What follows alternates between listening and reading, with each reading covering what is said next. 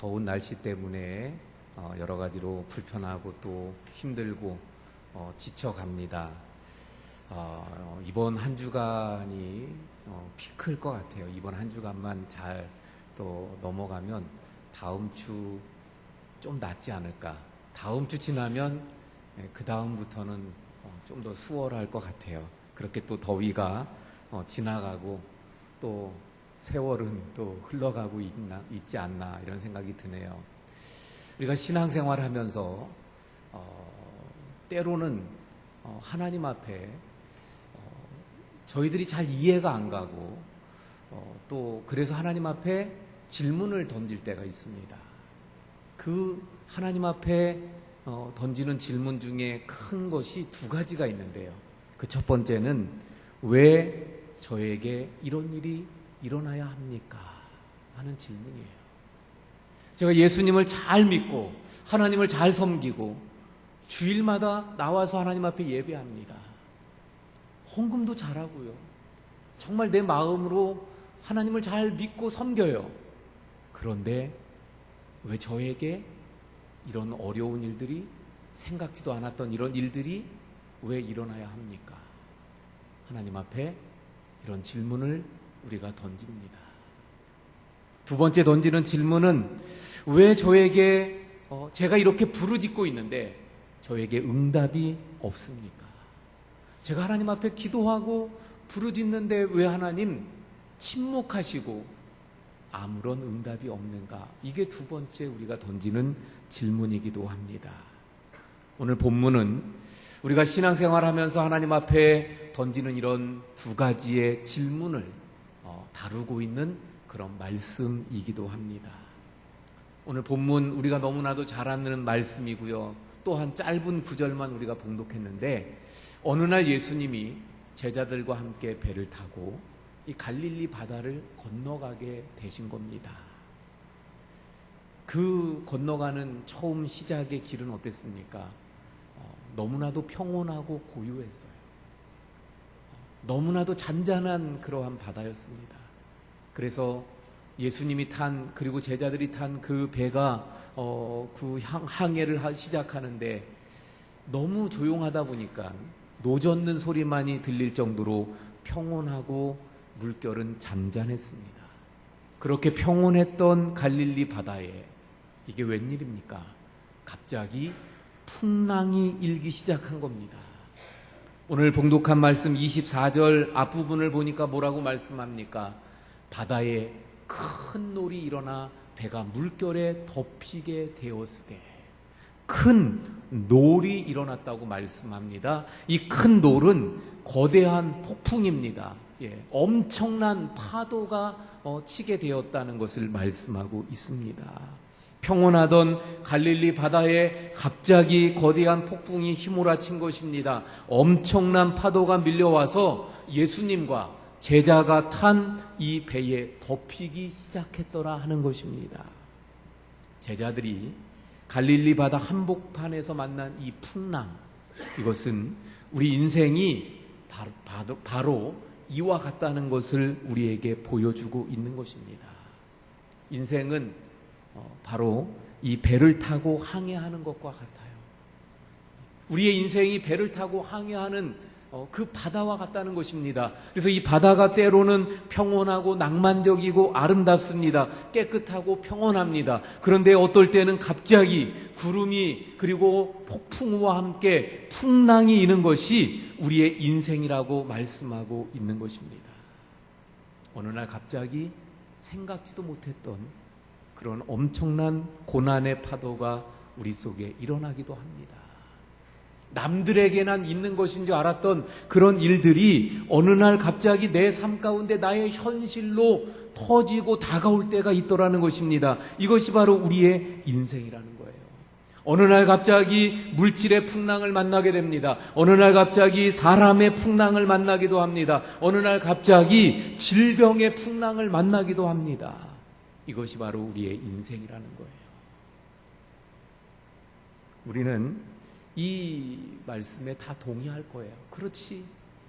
어느 날 갑자기 이런 풍랑이 우리에게 일어나는 것이 우리의 인생길이지. 그런데 문제는 오늘 말씀을 보면 이 풍랑이 누구에게 일어났느냐 하는 거예요. 이 풍랑이 누구에게 일어났습니까? 예수님과 제자들이 함께 타고 가는 그 배에 풍랑이 일어났다는 거예요.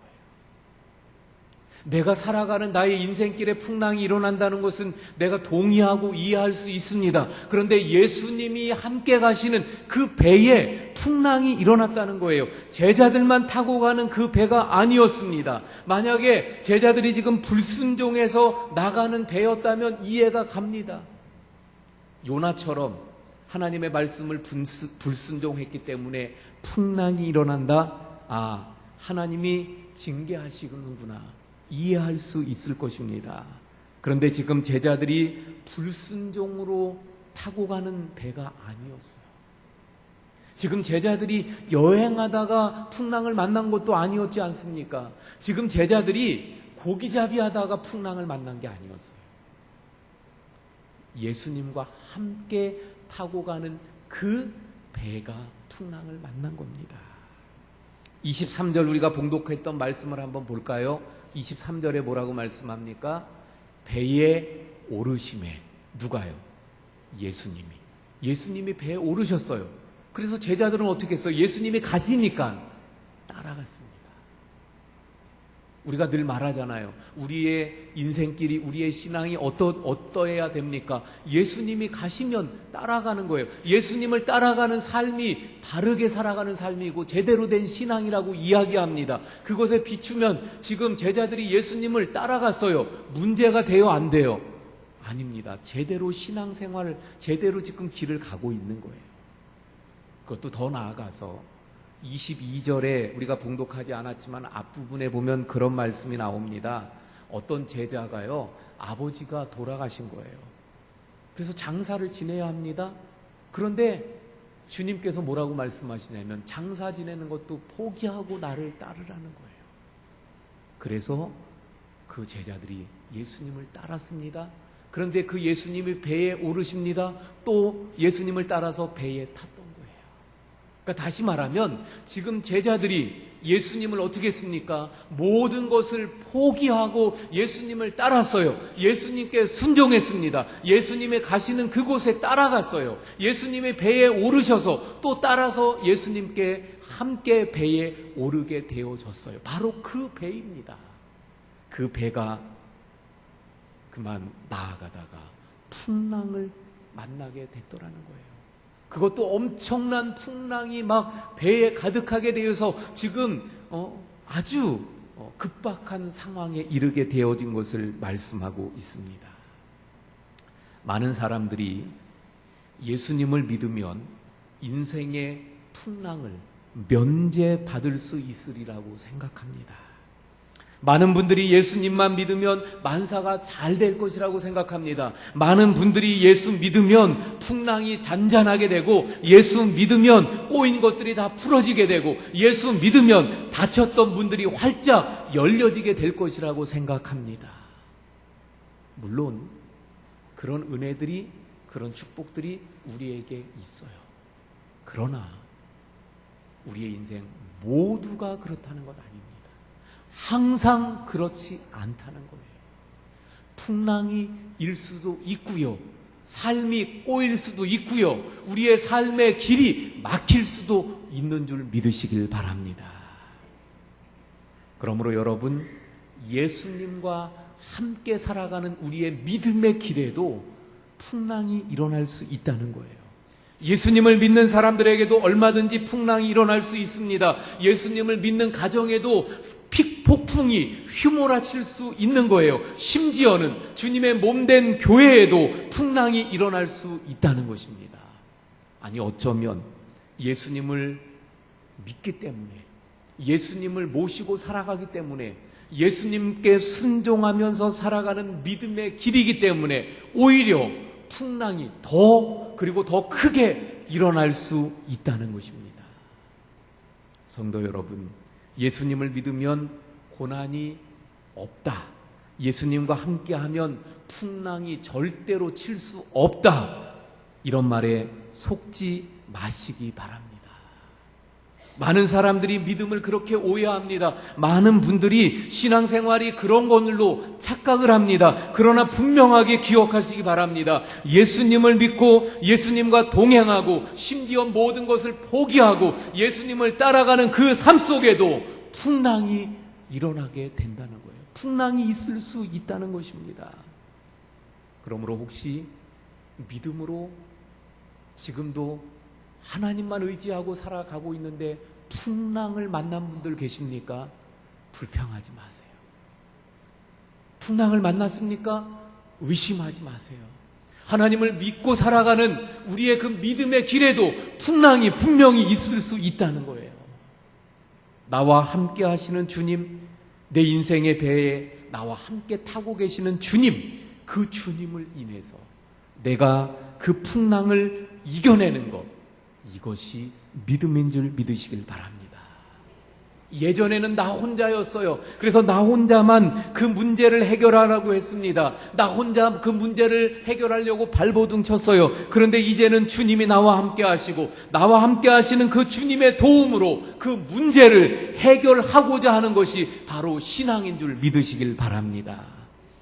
고난이 없는 것이 아니라 고난이 있지만, 풍랑이 있지만 나와 함께 계신 주님이 계시기에 그 주님의 도우심을 얻고 그 도우심 가운데 풍랑을 이겨나가고자 하는 것, 이것이 바로 참된 믿음인 줄 믿습니다. 이게 바로 믿음이에요. 첫 번째 질문, 아까 말씀드렸잖아요. 왜 저에게 이런 일이 일어나야 합니까? 그 질문에 대해서 오늘 본문은 분명히 말씀하는 거예요.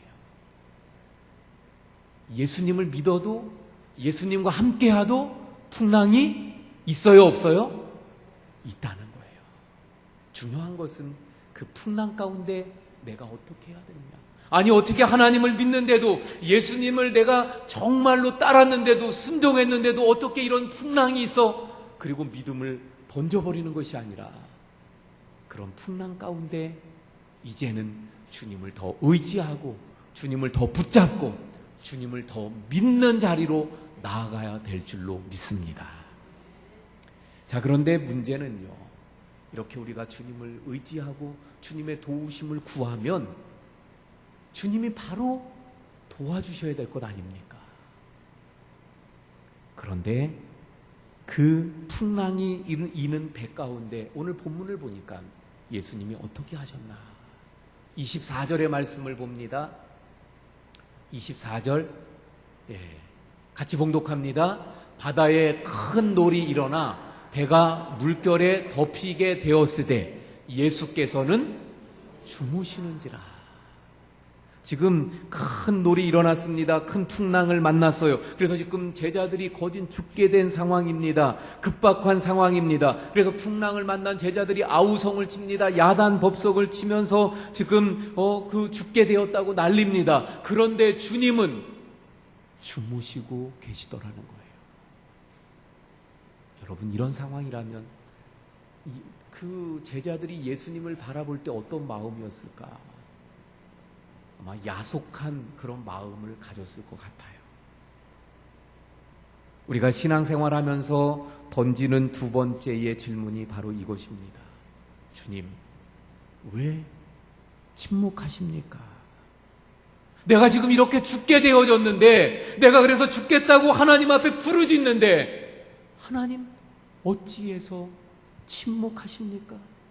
내가 이렇게 부르짖어 기도하고 있는데 내 기도에 대해서, 내 부르짖음에 대해서 주님 왜 침묵하십니까?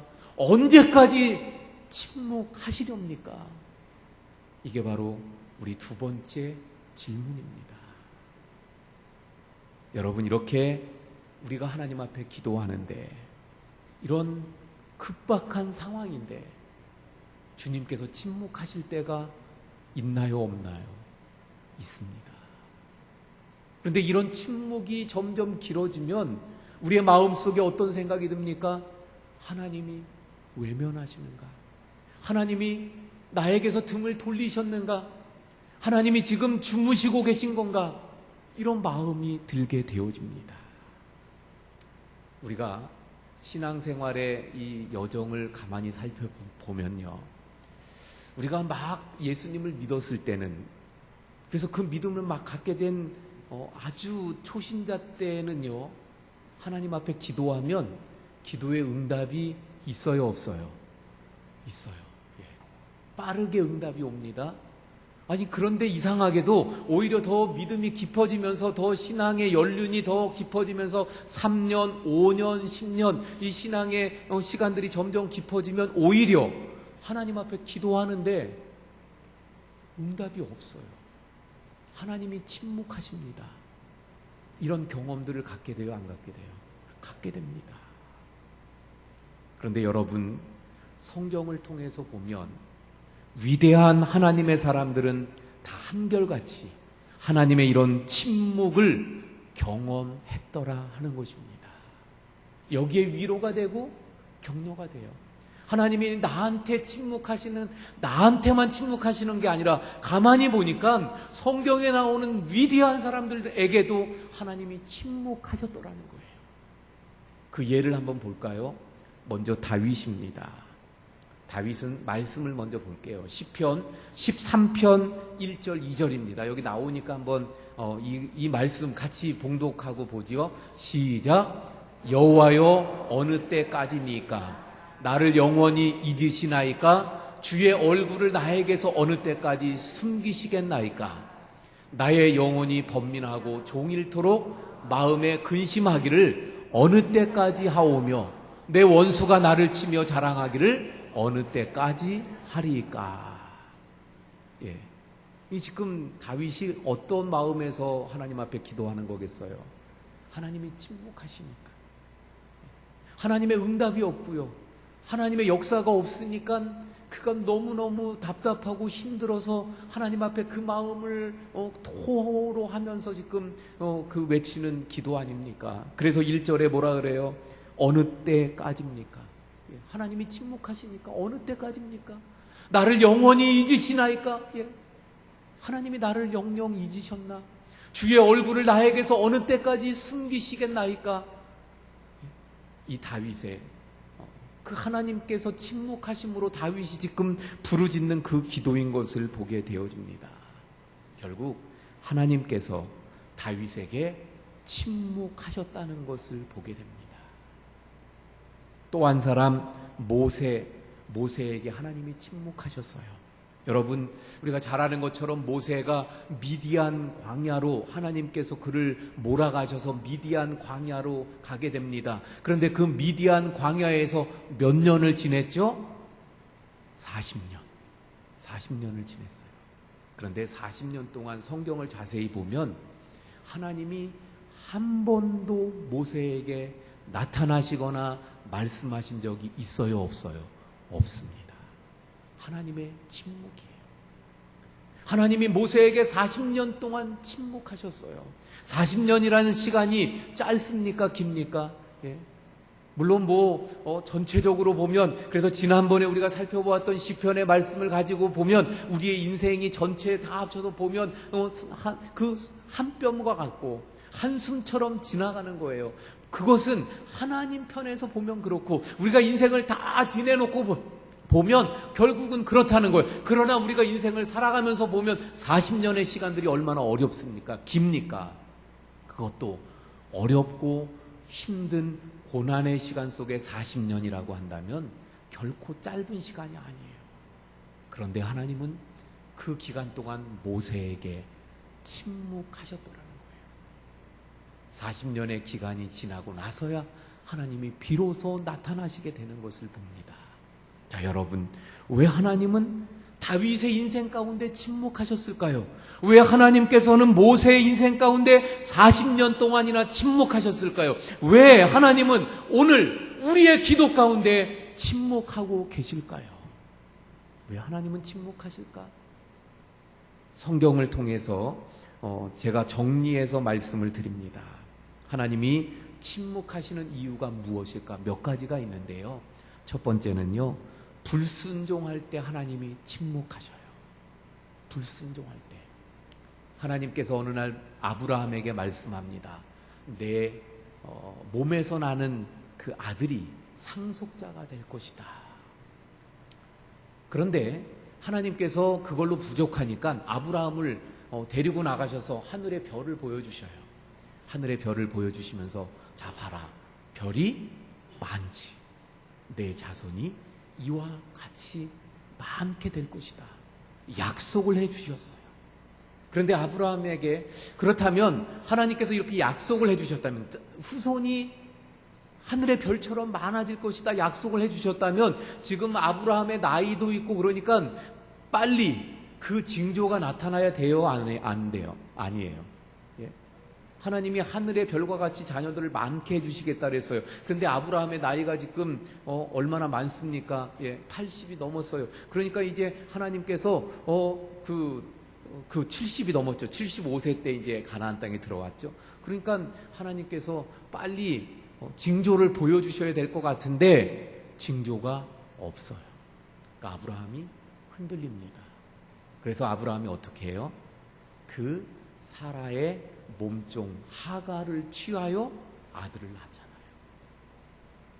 그런데 거기 그쪽에도 말씀을 자세히 보면 이스마엘이 태어나고 잠시 동안은 하나님이 나타나셔요. 그러나 그 이후 약 13년 동안 하나님이 침묵하시는 것을 보게 됩니다. 그리고 13년 만에 하나님이 나타나셔요. 그래서 창세기 17장 1절에 보면 하나님께서 이렇게 말씀합니다. 나는 전능하신 하나님이라. 너는 내 앞에서 행하여 완전하라. 이게 무슨 말씀인가 하면 13년 동안 침묵하시다가 나타나셔서 하시는 하나님의 말씀이 나는 전능하신 하나님이라.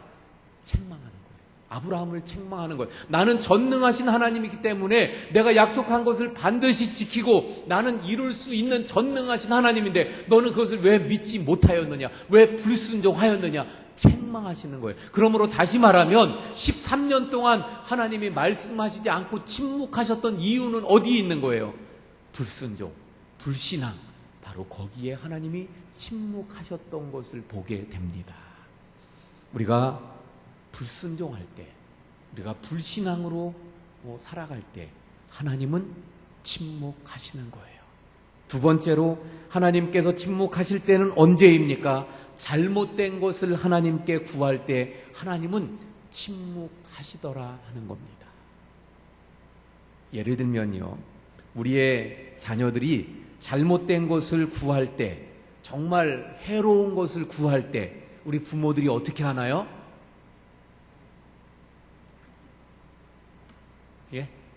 잘못된 거, 해로운 거 구하면 우리 부모님들이 그걸 줘요, 안 줘요?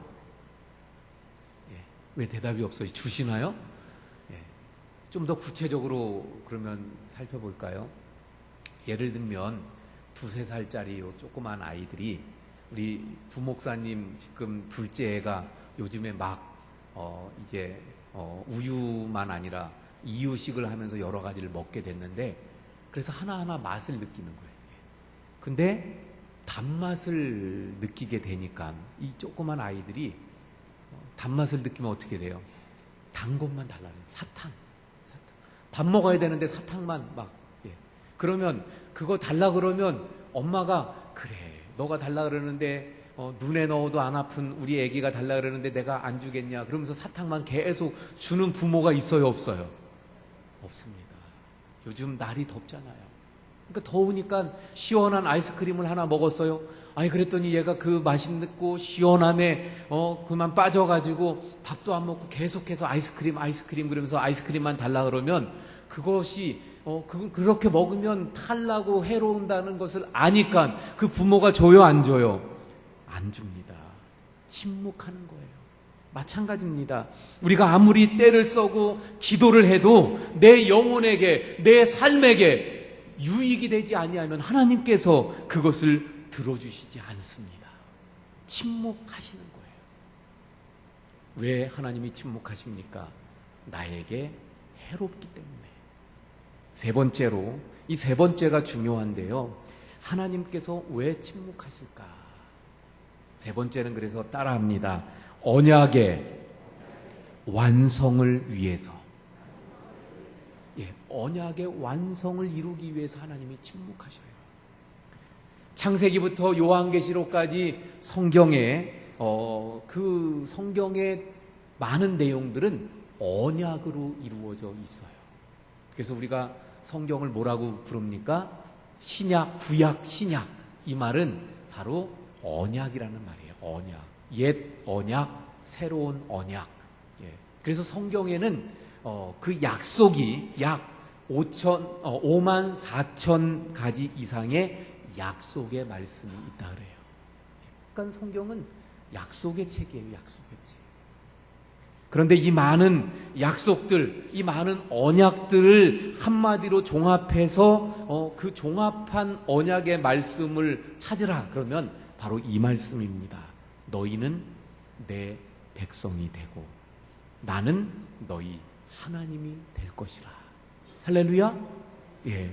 너희는 내 백성이 될 것이고 나는 너희 하나님이 될 것이다. 이게 그 모든 언약을 포함하는 구절이에요. 우리는 이 땅을 살아가면서 어떤 관심을 가지고 있나요? 어디에 관심이 주로 있나요? 이 땅에서 잘 되고 건강하고 잘 살고 오래 살고 성공하고 이런 데 우리의 관심이 있어요. 그런데 하나님은요, 성경을 통해서 보면 바로 아까 그 말씀이 중요하기 때문에 그 말씀을 중심으로 해서 하나님이 가지시는 관심은 뭐냐면 우리가 진정한 하나님의 백성이 되는 거예요. 하나님이 우리의 하나님이 되고 우리가 하나님의 진정한 백성이 되는 것, 이것을 하나님께서는 가장 큰 관심으로 갖고 계십니다. 그래서 하나님은 때때로 우리의 삶 가운데, 우리의 고난 가운데 침묵하시더라 하는 거예요. 왜 그럴까요? 왜 하나님께서 우리를 향해서 하나님의 백성이 되길 원하시는데 그 하나님의 백성이 되길 원하시는 가운데 왜 하나님이 침묵하실까요? 왜냐하면 우리가 그런 고난 속에서 연단되고 훈련받기 때문입니다. 그래서 하나님은 우리가 거룩한 하나님의 자녀, 거룩한 하나님의 백성으로 삼기 위해서 때로는 우리가 기도해도, 우리가 부르짖어도, 우리가 풍랑 가운데 있는데도 하나님은 침묵하실 때가 있더라 하는 거예요. 사랑하는 성도 여러분, 하나님의 자녀된 그러므로 저와 여러분에게 있어서 하나님의 침묵은 외면이 아니에요. 우리에게 하나님께서 침묵하시는 것은 등을 돌리시는 것이 아닙니다. 하나님께서 우리에게 침묵하시는 것은 그러므로 거룩한 하나님의 백성으로, 거룩한 하나님의 자녀로 만들어가기 위한 과정이에요. 하나님이 침묵하시면서 참으시면서 우리로 하여금 그 고난 가운데에서 연단받으면서 훈련받아서 다듬어지고 깎여져서 하나님의 백성으로 만들어가기 위한 하나님의 침묵인 줄 믿으시기를 바랍니다. 그러므로 오늘 본문에서도 예수님이 주무시는 것은, 그래서 침묵하시는 것은 주님의 분명한 뜻이 있더라는 거예요. 말씀을 정리합니다. 우리가 하나님을 믿는 이 신앙의 삶 가운데 우리에게 일어나는 두 가지의 질문이 있어서요. 하나는 무엇입니까? 내가 믿음으로 살아가는데도, 마치 오늘 제자들이 예수님과 함께 배를 타고 가는데도 풍랑이 일었던 것처럼 내가 믿음으로 살아가는데도 내 삶 가운데 고난에 또 생각지 못한 어려움들이 많이 일어납니다. 어떻게 이런 일들이 일어날 수 있습니까? 우리가 질문을 던질 수 있어요. 또 하나의 질문은 무엇입니까? 하나님, 내가 그래서 하나님의 도움을 구하고 하나님 앞에 기도하고 하나님 앞에 부르짖는데 왜 하나님 응답 없고 침묵하십니까? 이게 두 번째 질문이었어요. 그런데 그런 우리의 질문이 일어났던 이유 알고 보니까 무엇입니까? 나를 하나님께서 진정한 하나님의 자녀로, 진정한 하나님의 백성으로 세워가기 위한 과정이었더라. 할렐루야. 그러므로 나에게 일어나는 어려움들, 나에게 있는 힘든 상황들, 사건들, 그리고 하나님이 아무런 응답 없이 침묵하시는 것, 이런 과정, 이런 상황들 속에서 지금 나를 연단하시고 다듬어 가시고 훈련하시는, 마치 다윗에게, 마치 모세에게 그랬던 것처럼 나를 더 크게 하나님의 사람으로 세워가기 위한 하나님의 뜻이요 과정인 것을 우리가 믿으시길 바랍니다.